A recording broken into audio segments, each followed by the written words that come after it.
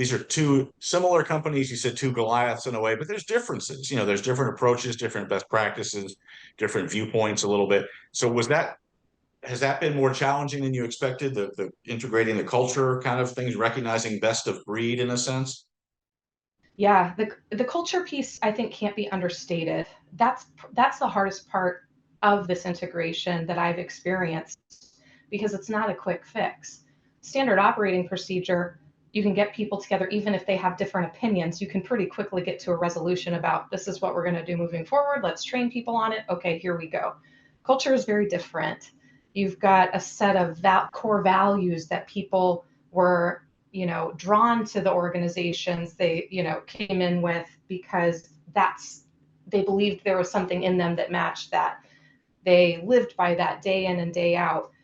Fortunately, there was enough crossover between the two organizations that I think we were all on the same page that we don't want to wildly change anything. Everybody's here because they have this sense of mission and purpose that we're here to move medicine forward. We're here to engage participants in a way that's unique, that brings new therapies to people all across the world, that improves lives, that saves lives. So we were all here for the same purpose.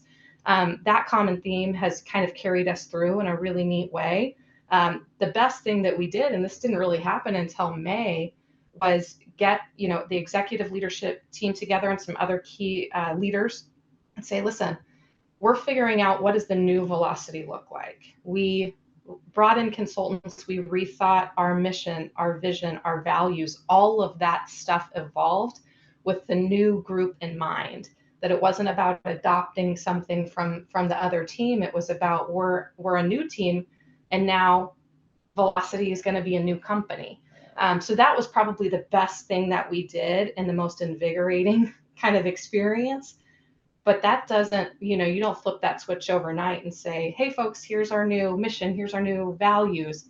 Got it? Like, now just change and move with this new kind of vision we've put out for you.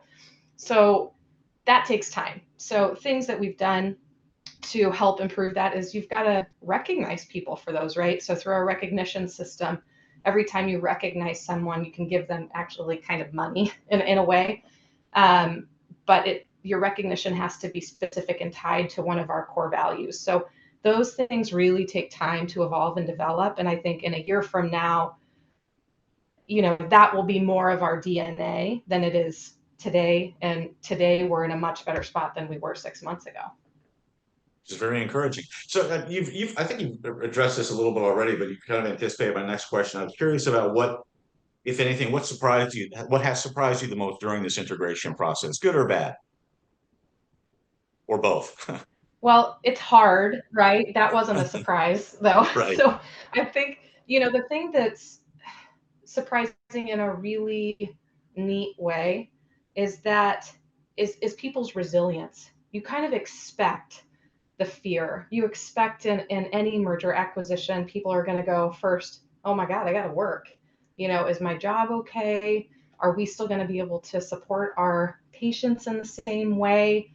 It's just that basic need. So that you anticipate, that doesn't, even if you anticipate it, that doesn't make it easier. That's still a very challenging part of any integration. But to see, if the first question was, hey, what happens to me in this? The second was, okay, we're this big new company. How do we get to help people more? What does this size and scale do to help us impact clinical research and impact medicine?